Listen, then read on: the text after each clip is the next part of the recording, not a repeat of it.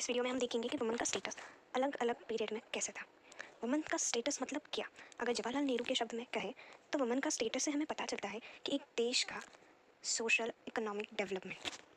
Women का status secondary और inferior ही था। वुमेन का स्टेटस अलग अलग पीरियड में अलग अलग था। किसी पीरियड में वुमेन को अच्छी ट्रीटमेंट मिली तो किसी पीरियड में वुमेन्स पर वायलेंस हुआ है, एविडेंसेस मिले हैं वायलेंस के। चलिए शुरुआत करते हैं। वुमेन्स के इतने सारे फॉर्म्स हैं, हर एक रोल में वुमेन्स ने मर्दों को सपोर्ट किया है। चाहे माँ बनकर उन्होंने अपने बेटे को अच्छी वैल्यूज़ दिए हो, संस्कार दिए हो, या उसकी वाइफ बनकर उसकी अर्धांगिनी, उसका बेस्ट कंपेनियन हो, उसका केयर की हो पूरी ज़िंदगी भर, फिर भी इतना सब कुछ करने के बाद भी सेकेंडरी स्टेटस में। और पुराने ज़माने से ही मर्दों को इतना इंपॉर्टेंस दिया है, इतना उनको ग्लोरीफाई किया है कि हमने वुमेन्स को साइड लाइन कर दिया है। उनके इंपॉर्टेंस को हम लोग ने ध्यान ही नहीं दिया कि हमारे लाइफ में वुमेन्स ने इतना इंपॉर्टेंट है, इनका रोल इतना ज़रूरी है। औरतों के बिना लाइफ में क्या काम। आज औरतों ने हर एक फील्ड में अपना नाम रोशन किया है, चाहे डिफेंस हो, स्पोर्ट्स हो या कोई और करियर हो। वुमेन्स आज हर तरीके का काम करती है, कंधे से कंधा मिलाकर। अब हमारा सब्जेक्ट है वुमेन्स लॉ। काफ़ी लोगों ने ये सब्जेक्ट सिलेक्ट किया है। किसी ने ये सब्जेक्ट इसलिए लिया है ताकि इसका सिलेबस ईजी है और वो स्कोर अच्छा कर पाए, या किसी ने लिया होगा कि मतलब मैं भी एक वुमन हूँ और इसीलिए मुझे वुमेन्स लॉ सब्जेक्ट सीखना चाहिए, मुझे मेरे राइट्स का पता होना ज़रूरी है। आज इंडिया फ्री है, लेकिन ये इंडिपेंडेंस तो अधूरा है तब तक जब तक इस देश की औरतें बिना किसी डर के सड़कों पर चल पाएगी, और रात के समय पर भी बिना किसी डर के वो चलेगी, वो भी अकेली। तब हम लोग कह सकते हैं कि ये कंप्लीट फ्रीडम होगा जब हमारी औरतें सेफ होगी। आज हम मॉडर्न हो गए हैं, आधुनिकता के दौर में हम लोग चल रहे हैं। औरतों ने भी हर एक क्षेत्र में अपने आप को प्रूव किया कि हम भी कर सकते हैं, हम में भी वो काबिलियत है, we are capable to do this things. और उन्होंने अपना एक्सेलेंस दिखाया भी है उस फील्ड में। सोसाइटी के लोगों का नज़रिया भी धीरे धीरे अब चेंज हो रहा है। अब उन्होंने भी वुमेन्स की अचीवमेंट देखी, उनका सक्सेस देखा, और अब उन्हें भी लगता है कि यस, वुमेन्स को अभी हमें वो फ्रीडम देनी चाहिए, इक्वल अपॉर्चुनिटीज़ उनको प्रोवाइड करनी चाहिए। क्योंकि अब वुमेन्स ना सिर्फ अपना घर संभालती है, साथ साथ ही वो अपना करियर भी कर रही है, उसमें सक्सेस पा रही है। वुमेन्स आज की सुपर हीरोज़ है जो कि काम के साथ अपने रिश्ते संभाल रही है, बच्चे संभाल रही है, अपनी फैमिली को संभाल रही है। शहर की औरतों ने तो बहुत ही अपनी लाइफ में सक्सेस पा लिया है, उनकी कंडीशन अच्छी है, लाइफस्टाइल अच्छी है, उन्हें एजुकेशन भी मिला है। उनको रूरल एरिया की औरतों से ज़्यादा फ्रीडम है, उनको ऑटोनॉमी है। और अगर हम लोग बात करें रूरल एरिया में, तो रूरल एरिया में ना उनको एजुकेशन मिलता है, उनको इनडिस्क्रिमिनेशन फेस करना पड़ता है। वहाँ के लोग आज भी सुपरस्टिशंस में मानते हैं, इग्नोरेंस में जी रहे हैं, और due to lack of education उन्हें समझ नहीं आता है कि वो कुछ गलत भी करे। वहाँ के बच्चों की शादी अर्ली एज में करवा देते हैं। हमने ये जो सब्जेक्ट सिलेक्ट किया है वुमेन्स लॉ, इसे सीखना बहुत ज़रूरी है। वो इसलिए क्योंकि उसमें हमें पता चलता है कि हमारी राइट्स क्या है, और जब एक इंसान को राइट होता है तो दूसरे इंसान के पास उसके प्रति ड्यूटीज़ होती है। Rights and duties are corresponding to each other. और जब हमें हमारे राइट्स मालूम पड़ते हैं तब हम एक कॉन्फिडेंट हो जाते हैं, हम अपने लिए खुद आवाज़ करते हैं। We demand for freedom, we demand for change. हम अपनी लड़ाई खुद लड़ना जानते हैं, हमारे क्या अधिकार है और हमें किस तरह से उसे पाना है, किस तरह से हमें जस्टिस चाहिए अगर हमारे साथ कुछ इनइक्वलिटी हुई हो, या हमारा कोई राइट वायलेट किया गया हो, या हमें इक्वल अपॉर्चुनिटी नहीं दी गई हो। तो इन सारे इश्यूज़ को हम लोग एड्रेस करते हैं, और ये हम लोग सीखेंगे वुमेन्स लॉ में। वुमेन्स लॉ का सीखना इसलिए भी ज़रूरी है क्योंकि जो भी सोसाइटीज़ में इश्यूज़ है, जो भी वायलेंस और क्राइम होता है वुमेन्स के अगेंस्ट, मीन्स डाउरी के लिए हरासमेंट हो, या फिर वर्क प्लेस पर सेक्शुअल हरासमेंट हो, डोमेस्टिक वायलेंस हो, रेप, असॉल्ट, कोई भी ऑफेंस हो, उस ऑफेंस को कैसे टैकल करना है, ये हम लोग वुमेन्स लॉ में सीख। फिर किसी वुमन पर रेप वगैरह हुआ हो तो बहुत सारे जो वुमेन से रिलेटेड एनजीओज होते हैं वो भी सपोर्ट करते हैं। और फिर वो जैसे निर्भया के केस में हुआ था, पूरे कंट्री में वो केस नेशनल लेवल अटेंशन उस केस को मिला।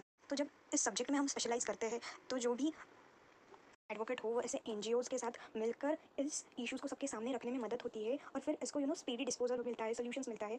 हमें इसमें सीखने को मिलता है कि अगर कोई इशू हो जाए तो उसे टैकल कैसे करना है, जुडिशियल प्रोसेस क्या है, क्या रेमेडीज़ मिलेंगे, किस तरह से हमें अप्रोच करना है। हमें लीगल एड सर्विस भी मिलती है। और एज ए लॉ स्टूडेंट हम भी जब लीगल लिटरेसी प्रोग्राम अरेंज करते हैं तो जो भी like if we go into an rural area और हम उन लोगों को अवेयर करें, ऐसे सब इन्फॉर्मेशन देंगे, तो फिर अनएजुकेटेड पीपल उनको उनके राइट्स पता चलेंगे, या फिर जो छोटे बच्चे हो, स्पेशली जो फीमेल और जो गर्ल चाइल्ड होते हैं, उनके लिए बहुत हेल्पफुल होगा कि अगर उनके घर में किसी फीमेल पर उन्हें डोमेस्टिक वायलेंस वगैरह होगी तो वो उसको एड्रेस कर सकेंगे, उस प्रॉब्लम को वो रिपोर्ट करेगी पुलिस में वगैरह। तो ये सब हमको किससे मिलता है जानकारी? वुमेन्स लॉ से मिलती है। और अगर इस सब्जेक्ट में मास्टरी भी की तो ये एक अच्छा करियर ऑप्शन है।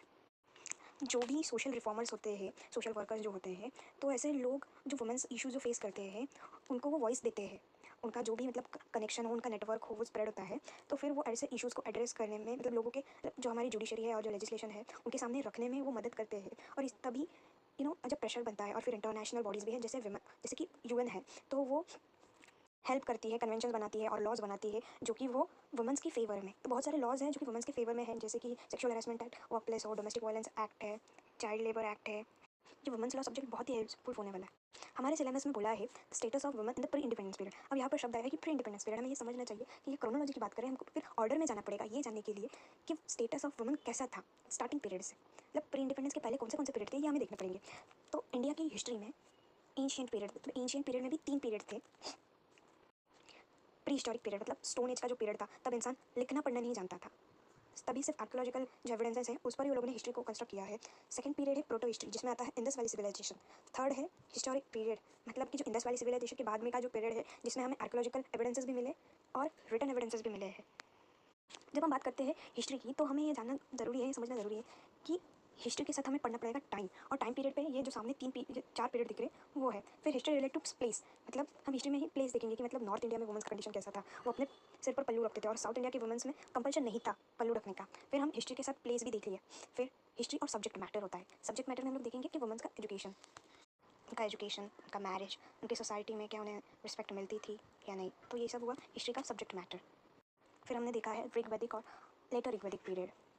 बाद में फिर स्टेट फॉर्मेशन पीरियड भी है, महाजन पदाजी टाइम पीरियड था। बाद में मेडिवल इंडिया में जब मुगल्स आते हैं। प्री इंडिपेंडेंस पीरियड मतलब जब ब्रिटिश आ चुकी थी तब वुमेंस का स्टेटस क्या था। और पोस्ट इंडिपेंडेंस पीरियड मतलब जब हमें फ्रीडम मिल चुका था, हमारा कॉन्स्टिट्यूशन बन के रेडी हुआ था, तब से लेकर फिर आज का कंटेम्प्रेरी पीरियड। ये टाइम लाइन है हमारी हिस्ट्री की कि जहाँ स्टोन एज से लेकर 1947 के इम्पोर्टेंट जो भी इवेंट्स थे इसमें बताया है। चलिए आगे बढ़ते। स्टोन एज, स्टोन एज में वुमेन कैसी थी। स्टोन एज एक ऐसा पीरियड है जहाँ पर हमें कोई रिटर्न एविडेंसेस नहीं मिलता था, क्योंकि तब इंसान लिखना पढ़ना नहीं जानता था, उसका कोई लिटरेरी कंट्रीब्यूशन नहीं है। तब सब हमें आर्कोलॉजिकल एविडेंसेस मिले हैं, जो कि मतलब जो हथियार थे उन्होंने स्टोन से बनाए थे, इसलिए उसका नाम था स्टोन एज पीरियड। अब स्टोन एज पीरियड भी 3 पीरियड्स थे, पैलियोलिथिक एज, मेसोलिथिक एज और neolithic age. Stone age period में औरतें और मर्द साथ में ही रहते थे, मतलब पूरे ग्रुप ऐसे झुंड में रहता था, लाइक ट्राइबल्स जो रहते हैं वो अपने कबीले में रहते हैं एक साथ, तो ये भी ऐसे रहते थे, साथ में उनका सेलिब्रेशन होता था। वो एनिमल को भी हंट करते थे तो साथ में रहते थे। तब वुमेन और मेल में ऐसा डिस्क्रिमिनेशन नहीं होता था कि मतलब ये औरतें नहीं कर पाएंगी, औरतें भी एनिमल हंट करती थी। कोई कहता है कि यहाँ पर वुमेन्स और मेल्स दोनों डिसीजन मेकिंग में पार्टिसिपेट करते थे। कोई कहता है कि ये पेट्रियार्कल सोसाइटी थी, कोई कहता है कि यहाँ पर लड़कियों को रिस्पेक्ट मिलती थी। मोस्टली वुमेन तब अपने ही कबीले की, मतलब फॉर एग्जांपल जब आज की बात करें तो मतलब लोग जैसे अपने ही कास्ट में शादी करवाते हैं, वैसे ही वो लोग एंडोगैमस मैरिजेस भी करवाते थे। तब के वुमेन्स का रोल क्या क्या था, तो वो क्राफ्ट्स में अपना कंट्रीब्यूशन दिखाती थी, मतलब वो जो पॉटरीज बनाती थी उस पर डिज़ाइंस करती थी, और जब भी एनिमल्स को हंट करके ले आते थे तो उसके स्किन निकालती थी, फिर उसके कपड़े वो बुनती थी, और सब लोग वो कपड़े डालते थे। औरतों को फाइट भी करना आता था, वो खुद भी एनिमल्स को हंट करती थी और फिर उसको छोटे छोटे पीसेस वो करते थे और सब वो मिलकर खाते थे, औरतें अपने बच्चे भी। अगर बात करें हम लोग कि स्टोन एज पीरियड में कि प्रॉपर्टी ओनरशिप के राइट्स थे, तो आंसर है नो, क्योंकि उस टाइम पर तो इंसान वॉन्डरर था। मोस्टली स्टोन एज का जो पहला पीरियड था पैलियोलिथिक, उसमें इंसान एक जगह से दूसरी जगह जाता था, तब वो एक सेटल्ड एग्रीकल्चरल लाइफ नहीं जीता था। वो तो उसके लेटर पीरियड्स में उसको थॉट आया कि हम लोग एक जगह से दूसरी जगह कितनी बार जाए, हमको भी तो थ्रेट है, हमारी ज़िंदगी को भी तो खतरा हो सकता है, एक सेटल लाइफ जीने में तो मज़ा आएगा। जो पहला स्टोन एज पीरियड था पैलियोलिथिक एज, उसमें हंटिंग और फूड गैदरिंग होता था। तब टेम्परेचर मतलब बहुत वो कोल्ड था, आइस एज जिसको बोलते हैं। फिर जब सेकंड पीरियड था स्टोन एज का, मेसोलिथिक एज, तब इंसानों ने एनिमल्स का डोमेस्टिकेशन चालू किया। और फिर जब थर्ड पीरियड आया, द नियोलिथिक एज या फिर न्यू स्टोन एज पीरियड जब आया, तब इंसान को ये फील हुआ कि अभी हमको एक सेटल्ड एग्रीकल्चर मतलब सेटल लाइफ जीना है। मतलब तब इंसान फूड गैदरर से फूड प्रोड्यूसर्स बन गए, उन्होंने एग्रीकल्चर ऑक्यूपेशन उन्होंने चालू किया, वो क्रॉप्स उगाने लगे, और साथ साथ उन्होंने एनिमल डोमेस्टिकेशन तो शुरू ही किया था, अब वो एनिमल हस्बेंड्री भी एक ऑक्यूपेशन करने लगे। स्टोन एज पीरियड के एविडेंसेस हमें ये बताते हैं कि वुमेन्स भी मेल्स के जैसे ही काम करती थी। तो ये बोलते हैं लोग कि उनके दोनों के काम सिमिलर ही थे, एक झुंड में रहते थे, सब सब साथ में ही काम करते थे। तो जो स्कॉलर्स है, जो एक्सपर्ट है, वो बोलते हैं कि the stone age man was a woman. Stone age period में सेलिब्रेशंस एक साथ होते थे, और वो मदर नेचर को पूछते थे। जब एक साथ हम लोग देख सकते हैं कि मतलब सेलिब्रेशन किया जा रहा है, एक साथ रह रहे, तभी इंसान का कॉग्निटिव डेवलपमेंट नहीं हुआ था, इंसान को वुमन और मेल का डिस्क्रिमिनेशन कैसे करना है वही नहीं समझ आता था। तो हम लोग ये समझ सकते हैं कि तभी इनइक्वालिटी एब्सेंस रही होगी और वुमन का स्टेटस काफ़ी अच्छा रहा होगा। वुमेंस घर पर काम करने के साथ साथ ही बाहर भी जाती थी और एनिमल्स को किल करती थी, हंट करती थी, फिर उसका खाना बनाती थी। जैसे जैसे समय भी आगे बढ़ा, तो उन्होंने एग्रीकल्चर को अपना ऑक्यूपेशन भी बना लिया था। तब रोल्स और बढ़ गए थे, रिस्पॉन्सिबिलिटीज़ और बढ़ गई, अब घर भी संभालना है और बाहर। एक रीसेंट एविडेंस मिला था न्यूयॉर्क में, जो कि ये बताता है कि मतलब वहाँ पर एक स्कल मिला था और जिसकी कार्बन डेटिंग प्रोसेस की गई, और फिर तब मालूम पड़ा कि ये एक औरत का स्कल है, और उस स्कल पर जो भी निशान बने थे उससे ये पता चला कि उस औरत के सिर पर इंजरीज हुई थी। तो ये हमें बताता है कि तब भी वुमेन्स पर वायलेंस होता था, और उसी वायलेंस के कारण उस लड़की की जान। ये था हमारा स्टोन एज पीरियड में वुमन का स्टेटस। अब आगे देखेंगे इंदस वैली सिविलाइजेशन में औरतों का स्टेटस क्या था। इंदस वैली सिविलाइजेशन ये नाम इसलिए दिया गया क्योंकि बहुत सारी ये जो साइट्स थी हड़प्पन सिविलाइजेशंस की, ये इंदस वैली के जो एरिया था वहाँ पर ये साइट्स मिली थी, इसलिए इसका नाम इंदस वैली सिविलाइजेशन या हड़प्पन सिविलाइजेशन, हड़प्पा वहाँ का फर्स्ट साइट मिला था।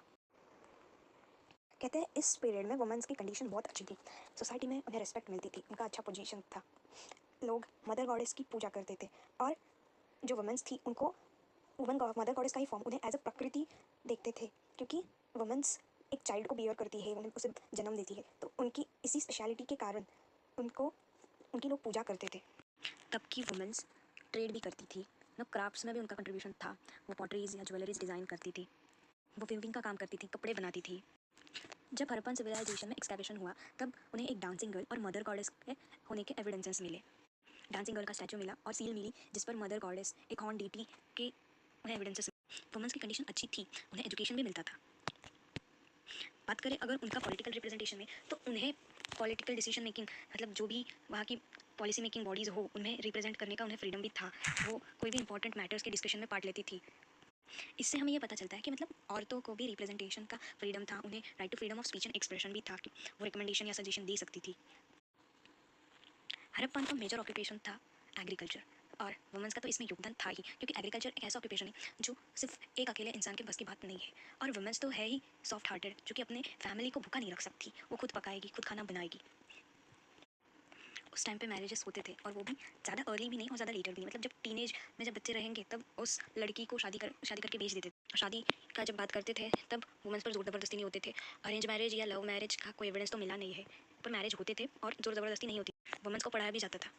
और ये हड़प्पन पीरियड में भी शादी वैसे ही होती थी जैसे कि ऋग्वैदिक पीरियड में शादियाँ होती थी। मैरिज के सारे रिचुअल्स भी फॉलो होते थे, यहाँ पर डिवोर्स भी होते थे और री मैरिज भी अलाउ थे। अगर हम बात करेंगे कि वुमेंस पर तब वायलेंस होता था, तो अब तक पर इस पर कोई एविडेंस मिला नहीं है, रिसर्च अब भी चालू है। पर लोग तो ऐसे मानते हैं कि जो हड़प्पन सिविलाइजेशन के जो लोग थे वो पीस लिविंग पीरियड थे, और उस टाइम पे जो कंटेम्प्रेरी सिविलाइजेशन थे, मतलब कि इजिप्शियन सिविलाइजेशन हो, चाइनीज सिविलाइजेशन हो, मेसोपोटामियन सिविलाइजेशन हो, उस टाइम पर वार पीरियड वहाँ पर मिले हैं, मतलब तब उन्हें एरोज वगैरह मिले हैं, जिससे उन्हें पता चलता है कि उस टाइम पे वहाँ पर फाइट हुई है। पर ऐसे एविडेंसेस हड़प्पन सिविलाइजेशन में नहीं मिले हैं, और ऐसे एविडेंसेस नहीं है कि जो बताया कि वुमेन पर भी वायलेंस हो, वुमेन की पोजीशन काफ़ी अच्छी थी, ये बताने के एविडेंसेस है।